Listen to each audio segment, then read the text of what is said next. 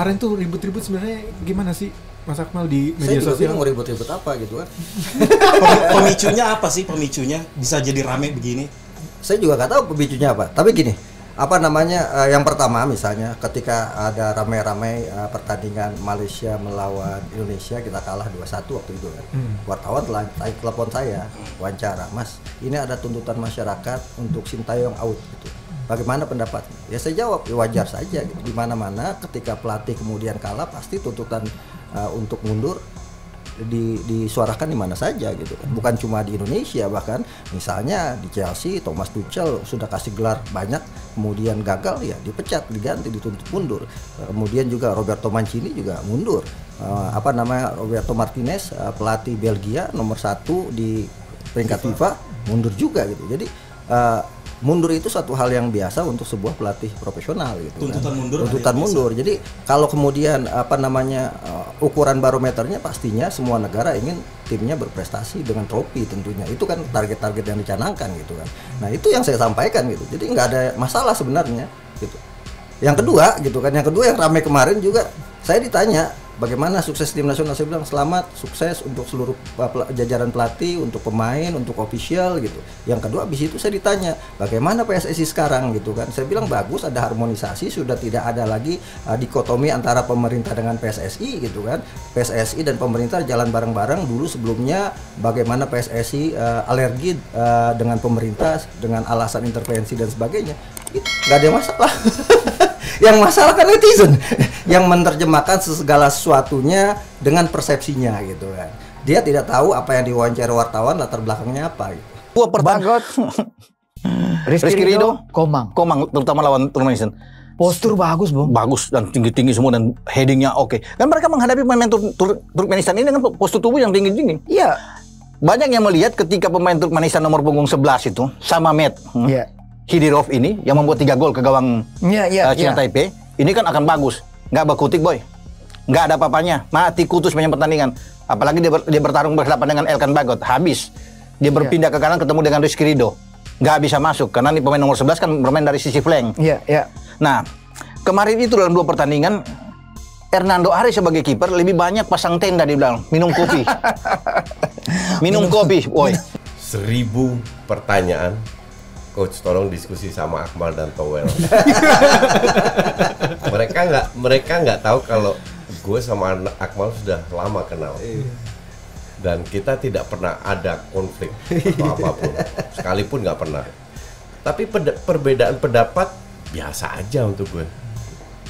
Satu. Kedua, ini mungkin mulai diskusi. Gue nggak setuju apa yang Akmal katakan tadi. Walaupun Akmal benar. Di negara luar dipecat.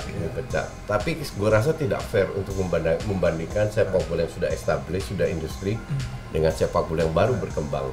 Kalau memecat iya wajar. Tapi kalau dalam kasus Indonesia, kita ini sepak bolanya masih merangkak, belum lari. Oke. Nah, merangkaknya udah bener. Sekarang mencoba berjalan. Oke. Dan prosesnya ini gue juga tidak pernah bilang Sintayong selalu main bagus, ya kan? Jadi bukan gue tidak mendukung sosok Sintayong yang gue tidak kenal, tidak pernah ketemu, tidak pernah berkomunikasi. Tapi yang gue dukung adalah kerjaan dari Sintayong, oke? Itu yang penting. Yang gue katakan udah 2 tahun yang lalu bahwa berkat Sintayong gue nonton timnas lagi. Dan gue bilang Liga definitely gue nggak nonton, tidak pada saat ini. Tapi timnas di bawah Sintayong gue tonton karena gue melihat ada sebuah progres, bahwa progresnya menang kalah it's okay. Gue selalu bilang kalau seandainya kalah tapi mainnya bagus, create banyak peluang, kedepannya itu menjanjikan daripada lu menang main jelek, bertahan, gol jatuh dari langit. Nah, ini yang gue coba mengedukasi para netizen, bahwa sepak bola itu jauh lebih indah daripada hanya menang kalah. Walaupun dia belum ada kejuaraannya, juara 1 mana-mana turnamen, tetapi ini rekod yang paling cemerlang lah seorang pelatih yang selama ini Indonesia tidak pernah lolos pun U23, U20 kah di Piala Asia ini. Anda tahulah yang senior ini. Tapi di bawah Sinteyong, kesemuanya lulus dengan cemerlang, lolos ke Piala Asia guys. Itu yang paling terbaik ya untuk pelatih ini. Kalau saya lah guys, kalaulah Indonesia tidak mau ambil ini, bawa dia pergi Malaysia yuk. Sebab sekarang ini Malaysia juga guna pelatih Korea Selatan ya, Kim Pan-gun. Dia seangkatan dengan Sinteyong nih. Jadi diambil terus nih oleh Malaysia ini. Jadi kekalkan dia di Indonesia, Sinteyong ini. Biar dia di Indonesia dulu dalam berapa tahun lagi ke depannya. Media Malaysia Makan Bola menyoroti perkembangan timnas Indonesia yang cukup pesat hingga mulai mendekati ranking FIFA Harimau Malaya.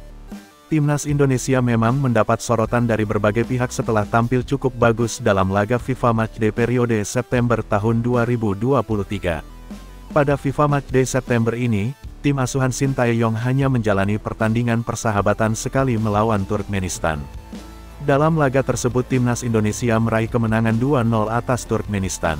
Kemenangan ini pun membuat skuad Garuda dipastikan naik ranking FIFA. Dari posisi Indonesia yang sebelumnya pada Juli tahun 2023 lalu berada di peringkat 150 dunia.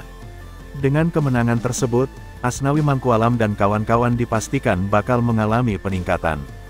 Dalam artikel Makan Bola dengan judul Indonesia hampiri kedudukan Malaysia itu dijelaskan kenaikan ranking skuad Garuda. Indonesia berhasil mengumpulkan tambahan plus pukul 541 poin sekaligus mengumpulkan 1052.87 poin sejauh ini dari kemenangan atas Turkmenistan tersebut. Hasil itu membuat pembaruan ranking FIFA secara real-time tim asuhan Sinteyong mengalami peningkatan 4 peringkat. Dengan begitu, timnas Indonesia dipastikan bakal berada di ranking 146 dunia setelah tim seperti Botswana mengalami penurunan.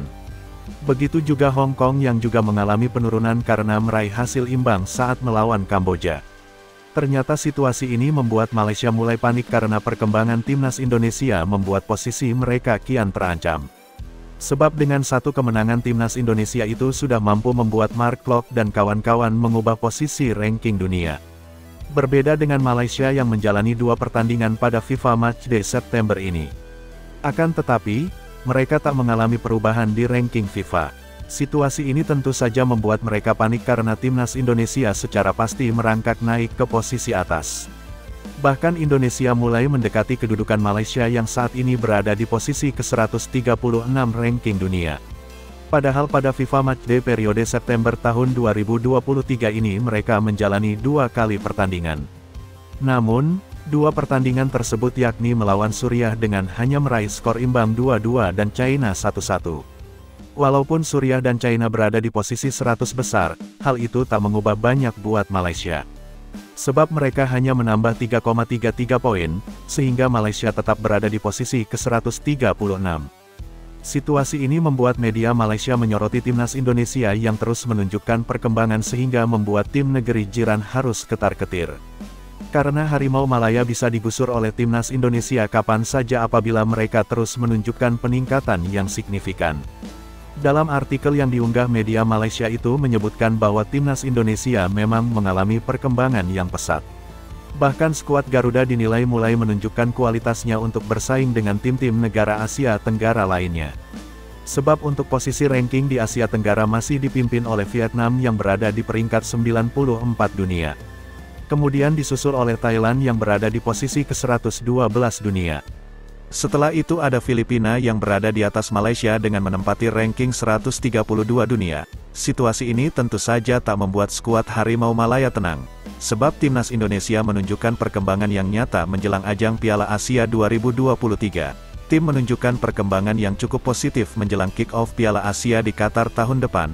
Tulis Makan Bola. Seperti dilansir bolasport.com Minggu, tanggal 17 September tahun 2023, seperti diketahui, timnas Indonesia direncanakan bakal menghadapi Piala Asia di Qatar pada tanggal 12 Januari hingga tanggal 10 Februari tahun 2024.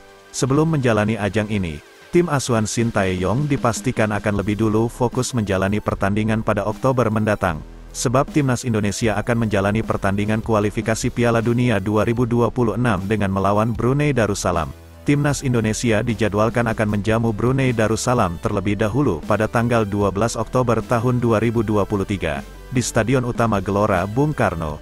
GBK, Senayan, Jakarta.